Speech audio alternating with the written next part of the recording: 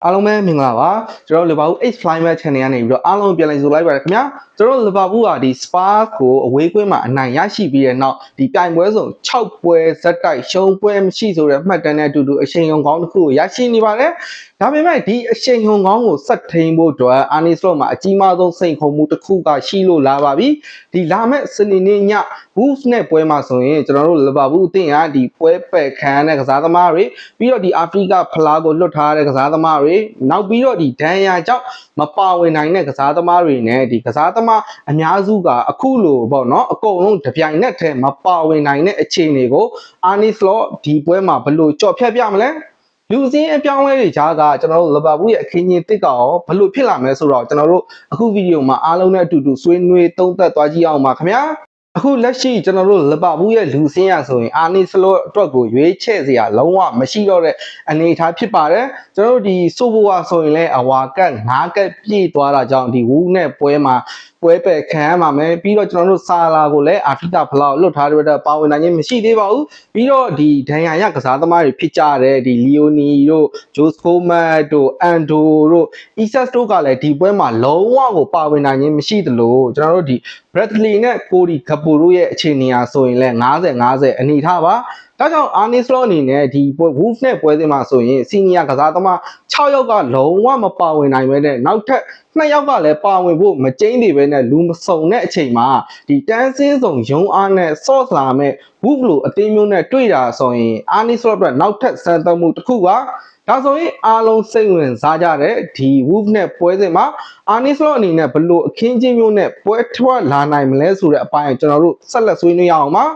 ဒီဆိုဘိုမပါတဲ့ကွင်းလင်မှာဆိုရင်ဒီ flow ရဲ့တာဝန်ကသူ့ရဲ့ဖန်တီးမှုတွေကဒီ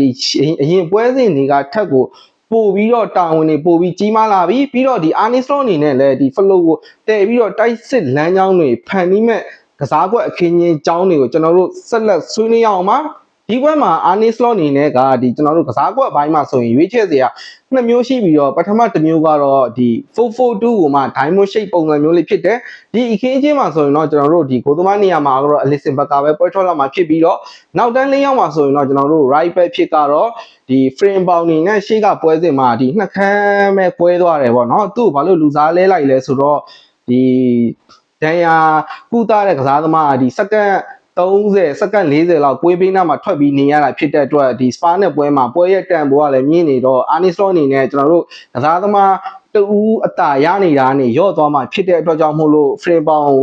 ်စေးကူသားချိန်မှာချက်ချင်းပဲခီးစားကိုထည့်ခဲ့တယ်ပေါ့နော်ဒါပေမဲ့ဒီပွဲစဉ်မှာတော့ frame ပေါင်ပြန်ပါလာပါလိမ့်မယ်right back မှာဆိုရင်အာနီစလော့အနေနဲ့လည်းဒီရွေးချယ်စရာမရှိဘဲနဲ့ frame ပေါင်ပဲပွဲထွက်လာမှာဖြစ်ပြီးတော့ဒီ center back 2ယောက်ဖြစ်ကတော့ Evu နဲ့ Van Dijk ပဲပွဲထွက်လာမှာဖြစ်ပြီးတော့ left back နေရာမှာတော့ဒီရိုဘိုပွဲထွက်လာနိုင်ခြေများတယ်ဆိုတဲ့သတင်းတွေတွေ့ရတယ်ပေါ့နော်ကျွန်တော်တို့ဒီကွင်းလေရဲ့ဒီ DM နေရာမှာဆိုရင်တော့ Graven ဘက်ပဲပွဲထွက်လာနိုင်ပြီးတော့ဒီ CM 2ယောက်ဖြစ်ကတော့တာတစ်ဂျုံပွဲထွက်လာနိုင်ပြီးတော့နောက်မာကာပွဲထွက်လာနိုင်တယ်ပေါ့နော် AM row မှာဆိုရင်တော့ကျွန်တော်တို့ flow ပဲပွဲထွက်လာမှာဖြစ်ပြီးတော့ဒီရှေ့တန်း2ယောက်မှာဆိုရင်တော့ကျွန်တော်တို့ form ကောင်းနေတဲ့ EKTK နဲ့အတူတူဒီနောက်ပိုင်းပွဲစဉ်တွေမှာပြည်သက်တွေတောင်းဆိုတာများတဲ့ခီးဆောင်ဒီပွဲစဉ်မှာပွဲထုတ်လာနိုင်တယ်လို့ထင်တယ်ပေါ့နော်ဒီ442 diamond shape ကစားကွက်မျိုးကိုအာနီစလော့အနေနဲ့လည်းဒီနောက်ပိုင်းပွဲစဉ်တွေမှာမကြာခဏသုံးတာရှိတယ်ဒီ internet ပွဲစဉ်မှာဆိုရင်လည်းဒီလို442 diamond shape ပုံစံမျိုးကိုသုံးခဲ့ပြီးတော့ကျွန်တော်တို့ဒီကွင်းလယ်မှာရှိတဲ့ကစားသမားတွေခြေစွမ်းပြတာကိုတွေ့ရပြီးတော့ကျွန်တော်တို့အသင်းရဲ့တိုက်စစ်နဲ့ခံစစ်ဘဲလန်းညီတာကိုလည်းတွေ့ရတယ်ပေါ့နော်နောက်ထပ်အာနီစလော့အနေနဲ့အသုံးပြုနိုင်တဲ့နောက်ထပ်ကစားကွက်ကတော့ဒီနောက်ပိုင်းပွဲစဉ်တွေမှာဆိုရင်သူ့အနေနဲ့ကဒီအသုံးအများဆုံးဖြစ်တဲ့ဒီ4-2-3-1ကိုမှကွင်းလယ်အသာပေးတဲ့ကစားကွက်ဖြစ်တယ်ပေါ့နော်ဒီအခင်းကြီးမှာဆိုရင်ကျွန်တော်တို့ထုံးစံတိုင်းပဲနောက်တန်းနဲ့ဂိုးသမားကတော့အပြောင်းလဲမရှိဘူးဒါပေမဲ့ကျွန်တော်တို့ဒီကွင်းလယ်တပည့်ပေးပေါ်2ယောက်ဖြစ်ဆိုရင်တော့တာတစ်ဂျုံနဲ့ Graven ဘက်ကိုအထိုင်ထားပြီးတော့ဒီရှေ့က3ယောက်နေရာမှာအဖြစ်ကျွန်တော်တို့ဒီ flow ရှိမယ်နောက်မာကာရှိမယ်ပြီးရင်ဒီ key ဆောင်လည်းဒီ3ယောက်ထဲမှာထည့်လာနိုင်ပြီးတော့ EKTK ကို center forward အဖြစ်ထားပြီးတော့ကစားလာနိုင်တယ်ပေါ့နော်ဒီ4-2-3-1ဒီကွင်းလယ်အသားပေးကစားကွက်ဆိုရင်အာနီစလော့အနေနဲ့ဒီ tactical changes တွေအများကြီးလုပ်လို့ရတဲ့ system တစ်ခုလည်းဖြစ်တယ်ပေါ့နော်သူ့အနေနဲ့ဒီ flow left wing မှာပဲထားမလားဒါမှမဟုတ်ရင်ဒီ key ဆောင် left wing ကိုပို့ပြီးတော့ flow right wing မှာပြထားပြီးတော့ free roll ဖြစ်နေပဲ roll ပြီးတော့ ဆော့မလားဒီလို ကစားကွက်မျိုးอ่ะဆိုရင်လည်း Anislo အနေနဲ့ရှေ့ပွဲစဉ်တွေမှာအများကြီးသုံးခဲ့ပြီးသားပေါ့နော် Flora ဒီ free roll အနေနဲ့ပေးထားလိုက်မယ်ဆိုရင်လည်းဒီကစားကွက်က